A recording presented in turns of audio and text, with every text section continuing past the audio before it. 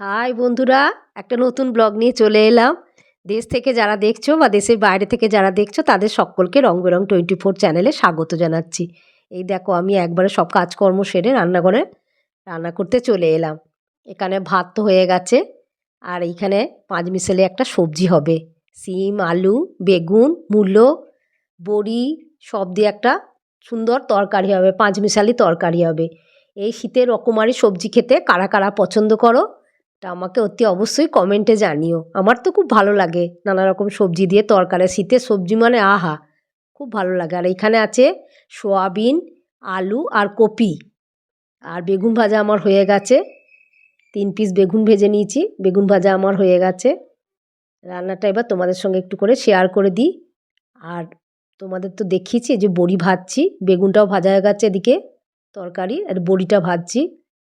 বড়িটা ভেজে নিই, বড়িটা তুলে নিই, দিয়ে পাঁচমিশালি তরকারিটা চাপিয়ে দেব। এই তরকারি খেতে কারা কারা পছন্দ করো আমাকে জানিও কমেন্টে।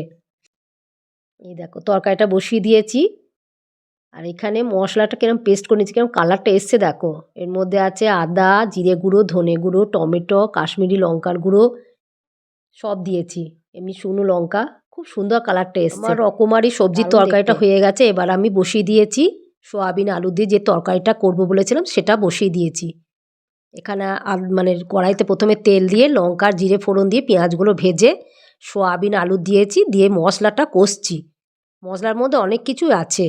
আর এখানে দেখো একটাই ডিম ছিল আমার ঘরে, কি করবো আর মানে মাথায় আসছিল না, এই সোয়াবিন দিয়ে নতুন কিছু ট্রাই করলাম। এখানে কপিগুলো ভেজে রেখেছি আর ডিমের ভুজিয়া বানিয়ে রেখে দিয়েছি।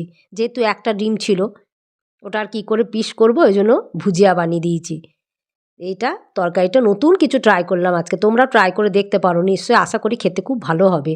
এখানে মশলার মধ্যে দিয়েছি রসুন, আদা, জিরে গুঁড়ো, ধনে গুঁড়ো, শুকনো লঙ্কা আর কাশ্মীরি লঙ্কার গুঁড়ো, এই দিয়ে পুরো দিয়ে একটা পেস্ট বানিয়েছি।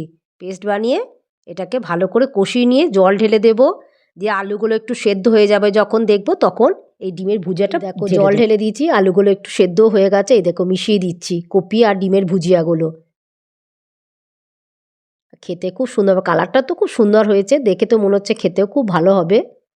তোমরা ঘরে ট্রাই করতে পারো, দিয়ে আমাকে কমেন্টে জানিও কেমন লাগলো। তরকারিটা হয়ে গেছে, এবার আমি একটা জায়গায় ঢেলে নেব। তোমরা আমার ব্লগটা পুরো দেখো, কেমন লাগছে সেটা কমেন্টে অতি অবশ্যই জানাবে। আর এই রান্নাটাও তোমরা ট্রাই করতে পারো। শীতের সবজি খেতে কারা কারা সব পছন্দ করো সেটা কিন্তু কমেন্টে অতি অবশ্যই জানাবে। আমার কমেন্ট পড়তে খুব ভালো লাগে। দেখো ঢেলে নিয়েছি, তরকারিটা হয়ে গেছে আমার। তোমরা ব্লগটা পুরো দেখো, লাইক করো, শেয়ার করো, সাবস্ক্রাইব করো। তোমরা ভালো থেকো, সুস্থ থেকো, টাটা।